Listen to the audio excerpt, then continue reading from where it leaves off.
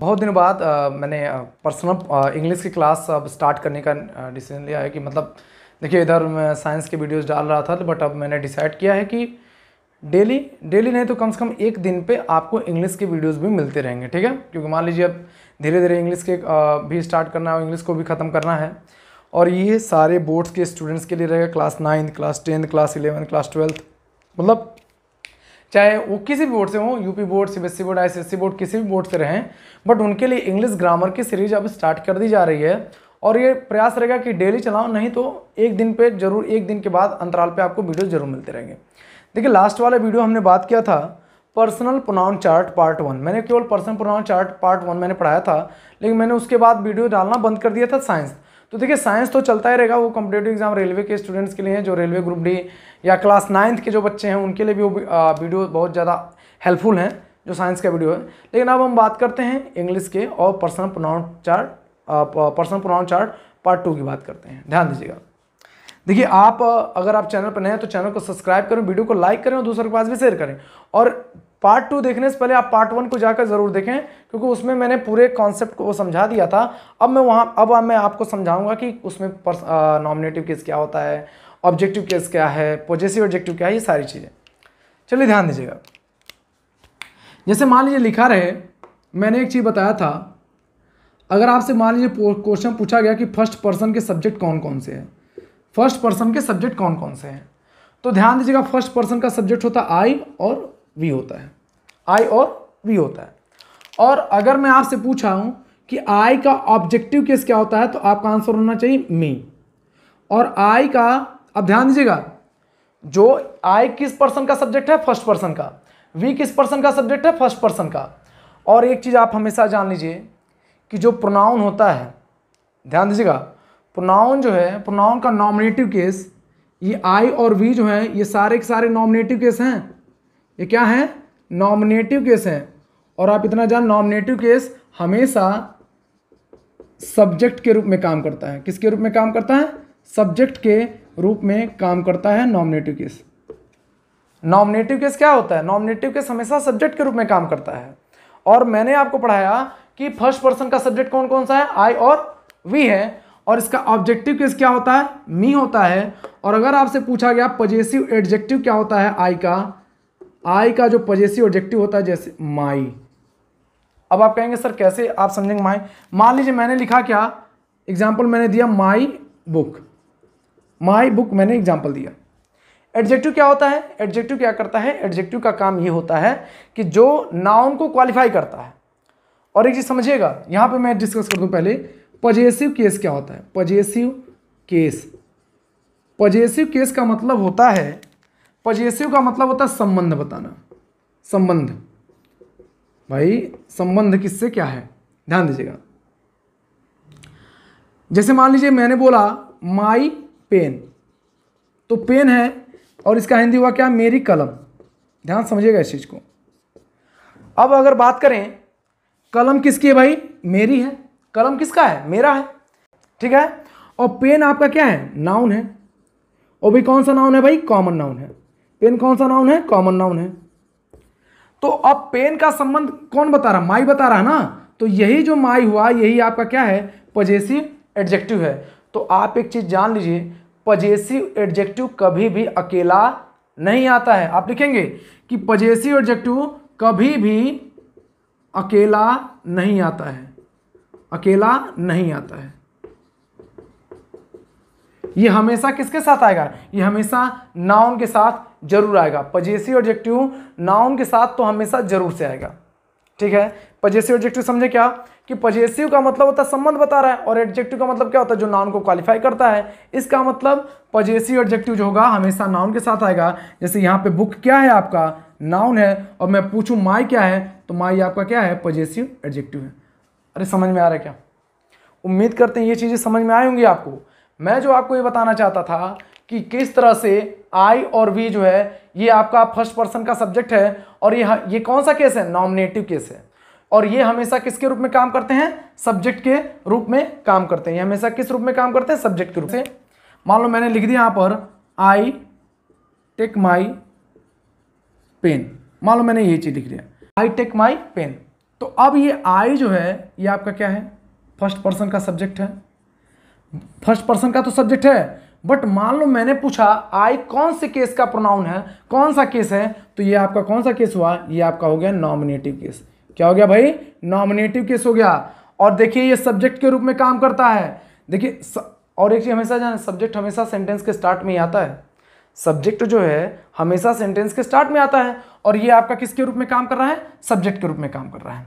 अब मैंने लिखा, अब मैं आपसे पूछूं कि बताइए माई क्या है, तो आपका तुरंत जवाब होना चाहिए पजेसिव एडजेक्टिव। और अगर मान लीजिए कोई पूछे कैसे पजेसिव एडजेक्टिव है, तो भाई पेन को क्वालिफाई कर रहा है। और मान लीजिए मैं आपको ये एग्जांपल दे रहा था कि मान लिखा है I take my pen, I take my pen लिखा है, और अगर मान लीजिए आपसे कोई पूछे कि आई यहाँ पर है क्या, तो देखिए अब पहले तो आपका दिमाग में ये आना चाहिए, मान लीजिए आप तो बोल देंगे भाई आई सब्जेक्ट है, बट सब्जेक्ट तो है, लेकिन आपसे कोई ये पूछ ले कि ठीक है मान लीजिए आई आपका सब्जेक्ट है, बट मैं पूछे कि मान लीजिए किस पर्सन का सब्जेक्ट है, तो आई किस पर्सन का सब्जेक्ट है, फर्स्ट पर्सन का।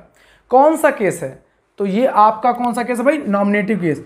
और मैंने आपको बताया ही है कि जो नॉमिनेटिव केस होता है वो हमेशा सब्जेक्ट के रूप में काम करता है। नॉमिनेटिव केस किसके केस में काम करता है भाई, सब्जेक्ट के रूप में काम करता है। अब यहां पर बात हो रही थी माई की, तो माई अगर आपसे कोई पूछ दिया तो माई क्या भाई, माई आपका पजेसिव एडजेक्टिव है। कैसे पता चला कि पजेसिव एडजेक्टिव है, तो अगर आप ध्यान से देखेंगे तो भाई पेन क्या है, अरे भाई अगर हम ध्यान दें पेन आपका नाउन है, और ये नाउन को क्या कर रहा है, क्वालिफाई तो कर रहा है ना भाई। आई टेक माई पेन, मैं अपनी कलम लेता हूं, तो ध्यान दीजिए माई पेन, पेन से किसका संबंध है, मेरा।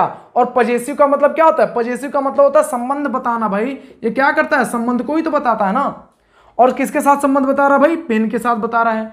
और ये और एक चीज आप जान लीजिए, और एडजेक्टिव जो है नाउन के साथ आता है या नाउन को क्वालिफाई करता है। समझ में आया आपको पजेसिव एडजेक्टिव क्या होता है। पजेसिव एडजेक्टिव आप इतना जान लीजिए कि पजेसिव एडजेक्टिव जो होता है ये हमेशा नाउन के साथ ही आएगा, ठीक है। इसको जरूर से आप नोट कर लिया कीजिए, इसको नोट कर लीजिए, फिर अभी मैं आगे भी आपको और चीज़ समझाऊंगा। और मैं गारंटी दे रहा हूं कि आज इसको पढ़ने के बाद और इसके पहले वाला पर्सन प्रोनाउन चार्ट पार्ट 1 आप जरूर देखिएगा, और ये वीडियो देख लें तो आपका पर्सन से रिलेटेड डाउट क्लियर हो जाएगा, केस से related doubt, nominative case, objective case, possessive adjective, possessive pronoun क्या होता है, ये सारी चीज़ें क्या हो जाएंगी, एकदम क्लियर हो जाएंगी। ध्यान दीजिएगा। अब मैं आपको एक चीज़ समझाना चाहता हूँ कि अभी मैंने आपको बताया कि एक बार और रिकॉल करते हैं चीज़ों को। देखिए लिख देते हैं फर्स्ट पर्सन, सेकेंड पर्सन और थर्ड पर्सन। इसमें के सब्जेक्ट की बात है। आपने पढ़ा कि फर्स्ट पर्सन के सब्जेक्ट दो होते हैं भाई, कौन कौन से, आई और वी होता है। सेकेंड पर्सन का सब्जेक्ट कौन होता है, यू होता है। और थर्ड पर्सन में अगर हम बात करें तो कैटेगराइज करना पड़ेगा। थर्ड पर्सन में आपका ही आता है, सी आता है, इट आता है, दे आता है। ये सारे थर्ड पर्सन के सब्जेक्ट हैं, ठीक है। और किसी का नाम हो, नेम ऑफ पर्सन, प्लेस और थिंग, किसी का नाम होगा वो भी आपका किस में आएगा, थर्ड पर्सन में कंसीडर किया जाएगा जब किसी का नाम आ जाएगा। मैं आपको यहां पर समझाना चाहता हूं कि फर्स्ट पर्सन क्या होता है। फर्स्ट पर्सन के दो सब्जेक्ट हैं, आई और वी। सेकंड पर्सन का सब्जेक्ट कौन सा अकेला है, यू है। थर्ड पर्सन का ही, सी, इट, दे और नेम ऑफ पर्सन, प्लेस और थिंग, ये सारे थर्ड पर्सन के सब्जेक्ट हैं। अब इनके यूजेस की बात करें, देखिए ध्यान दीजिएगा। एक चीज मैं आपको बता दूं, ये सारे के सारे नॉमिनेटिव केस हैं। ये सारे के सारे क्या हैं, नॉमिनेटिव केस हैं भाई।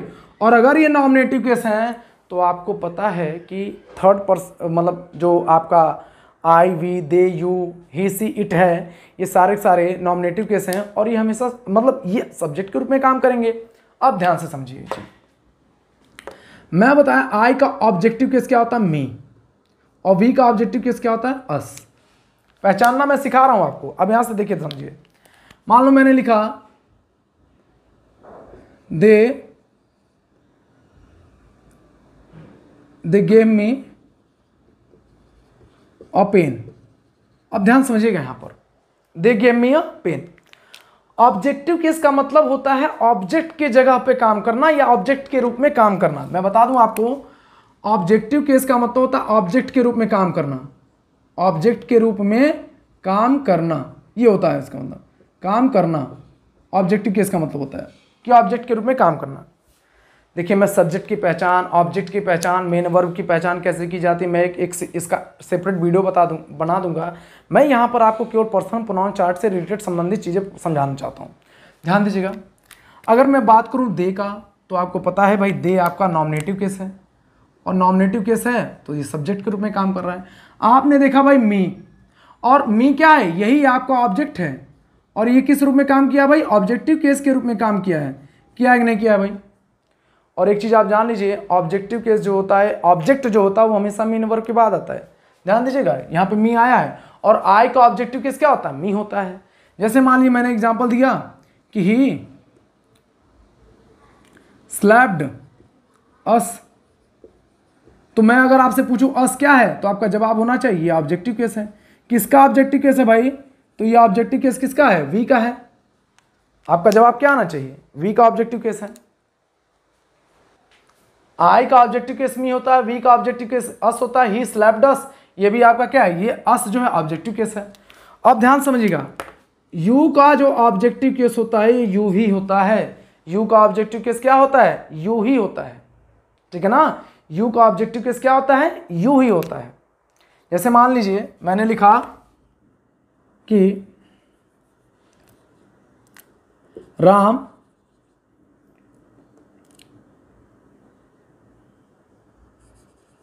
टुक अ पेन फ्रॉम यू। मान लो मैंने लिख दिया राम टुक अ पेन फ्रॉम यू, मान लो मैंने लिख दिया। तो अगर मैं आपसे पूछूं कि इसमें आप ऑब्जेक्टिव केस पहचानिए, तो यू है, ये आपका क्या है, ये आपका, ये भी आपका ऑब्जेक्टिव केस है। अरे भाई किसका ऑब्जेक्टिव केस है, अरे यू किसका ऑब्जेक्टिव केस है, यू का ऑब्जेक्टिव केस क्या होता है, यू ही होता है। यू का ऑब्जेक्टिव केस क्या होता है, यू ही होता है। समझ में आ रहा है क्या। उसी तरह से ही का ऑब्जेक्टिव केस हिम होता है, सी का ऑब्जेक्टिव केस हर होता है, इट का इट ही होता है, और दे का देम होता है। ठीक है, ये सारे के सारे। और एक चीज मैं आपको समझा दूं कि ऑब्जेक्टिव केस के रूप में जितने प्रोनाउन काम करेंगे, तो जब भी आपको ये चीज पहचानना पड़ जाएगा, तो ये अगर आपको चार्ट याद रहेगा कि आई का ऑब्जेक्टिव केस मी होता है, वी का अस होता है, दे का देम होता है, तो आपको ऑब्जेक्ट पहचानने में आसानी होती है। क्योंकि आप इतना जान लीजिए, मैं लिखवा देता हूं यहीं पे आपको एक पॉइंट कि ऑब्जेक्टिव केस किसी भी प्रोनाउन का ऑब्जेक्ट के रूप में काम करता, ऑब्जेक्ट के रूप में काम करता है, या ऑब्जेक्ट के रूप में काम करता है। ठीक है ना। अरे भाई समझ में आ रहा है क्या। और आप इसका भी आप भी इसको भी नोट कर लीजिए, अच्छे से नोट करिए, और आप ज़रूर देखते रहिए इस चैनल को, क्योंकि अच्छे कंटेंट मैं इस चैनल पे आपको दूंगा। और चाहे इंग्लिश से रिलेटेड, चाहे साइंस से रिलेटेड, चाहे मैथ से रिलेटेड, मैं उतने वीडियो नहीं बना पा रहा हूँ, बट अब प्रयास रहेगा कि डेली एक इंग्लिश का वीडियो और एक साइंस का वीडियो पढ़ता रहेगा, फिर मैं मैथ्स को भी स्टार्ट करूँगा। ठीक है, तो इसको नोट कर लिए। अभी फिर मैं पजेसिव एडजेक्टिव और पजेसिव प्रोनाउन का डिफरेंस मैं आपको समझा दूंगा। देखिए, ये पर्सनल प्रोनाउन चार्ट पार्ट 2 था। इसके बाद मैं आपको बता दूं कि एक पार्ट 3 में लाऊंगा, लेकिन उसका जो हमने वो ये रहेगा कि पजेसिव एडजेक्टिव और पजेसिव प्रोनाउन में डिफरेंस क्या होता है, हम उसके बारे में बात करेंगे उसमें। तो उसमें जाके आपका पजेसिव एडजेक्टिव और पजेसिव प्रोनाउन अच्छे से एकदम क्लियर हो जाएगा। देखिए, मैंने नॉमिनेटिव केस समझा दिया। अब जैसे अगर मैं पूछूं राम, ये भी आपका नॉमिनेटिव केस के रूप में काम किया, ही आपका नॉमिनेटिव केस है, दे आपका नॉमिनेटिव केस है। ये सारी चीज़ मैंने समझा दिया है। तो उम्मीद करते हैं आपको वीडियो अच्छी लगी, और वीडियो अच्छी लगे तो आप वीडियो को लाइक करें और चैनल को सब्सक्राइब करें और दूसरे के पास भी शेयर करें। मैं एक तीसरा वीडियो बनाऊंगा, इसमें पजेसिव एडजेक्टिव और पजेसिव प्रोनाउन के बीच क्या डिफरेंस होता है, और तब जाके आपका पर्सनल प्रोनाउन चार्ट पूरे अच्छे से एकदम क्लियर हो जाएगा। ठीक है, थैंक यू सो मच।